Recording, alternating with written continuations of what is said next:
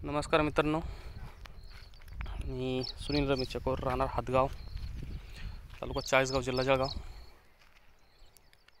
आपल्याला मागेल त्याला सोलर या सरकारी अनुदानानुसार हे मिळाले, सोलर मिळालं. तर आता हवा जास्त चालल्या कारणाने अति हवा चालू होती, तरी पण आपलं सोलर प्लॅनर एकदम हलला नाही.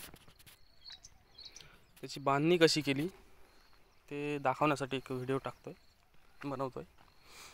हे बघा, खाली बांबूचे खोटे ठोकले मोठे, त्याच्यावरती मोठे दगड ठेवले. इकडं विहीर आहे, विहिरीच्या रिंगलाच बांधलंय.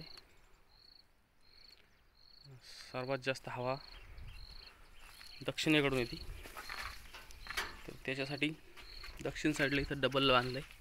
इथं पण बघू शकता तुम्ही.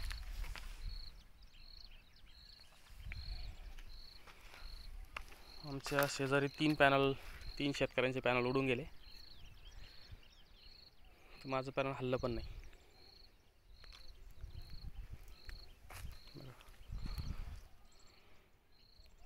नंतर पश्चाताप केल्यापेक्षा किंवा नंतर पंचनामा करा किंवा बाकीचा त्रास घेतल्यापेक्षा जर अगोदरच जर असं सुविधा केली, किंवा आपली वस्तू ही खूप महागाची आहे, आपल्याला जरी समजा कमी किमतीत भेटली म्हणून तिची किंमत कमी झाली नाही, पण पुन्हा आपल्याला स्वतःलाच त्रास होणार आहे त्या गोष्टींचा, किंवा आपला स्वतःचाच पंप बंद पडणार आहे. त्यामुळे आपण स्वतःच काळजी घेऊन जेवढे तुमच्या क्षेत्रानुसार, तुमच्या एरियानुसार, हवेच्या दिशेनुसार तुम्ही अशी बांधणी करावी, आणि तुमचे पॅनल अजिबात हलणार नाही. पॅनल हलवून दाखवतो मी, अजिबात हलत नाही, थोडासुद्धा हलत नाही. ज्यावेळेस तुम्हाला समजा सध्या बागायत पण नाही, त्याच्यामुळं पावसाचे दिवस सुरू होणार, किंवा आता हा अवकाळी पाऊस आहे, तर अशा परिस्थितीत जर बांधून ठेवले, तुमच्या नक्कीच सोलर पॅनलचे संरक्षण होईल. आणि प्रत्येक शेतकऱ्यांनी ही काळजी जर घेतली, त्यांना काहीच नुकसान होणार नाही. कारण जरी कंपनीचे फिटिंगवाले आले, त्यांनी 100% परफेक्ट काम केलं नाही, हे कोणताही शेतकरी सांगेल. 100% काम झालंच आहे बा परफेक्ट, असं नाहीच आहे.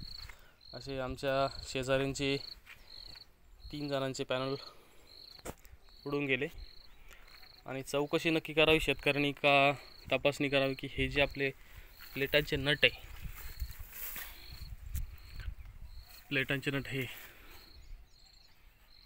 नट नक्की पक्के आहे का, हे फिट करून घ्यावे, जेणेकरून प्लेटांचा मेन सपोर्ट हाच आहे, इथंच प्लेटा फिट होता. आणि हे नट हे सर्व पॅक करून घ्यावे स्वतःच्या हाताने.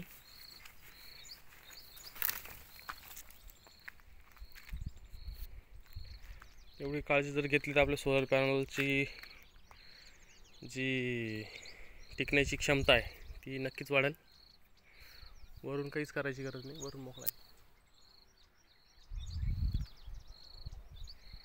तर असं मजबूत जर बांधला तुमचं सोलर पॅनल एकदम सुरक्षित राहील. धन्यवाद.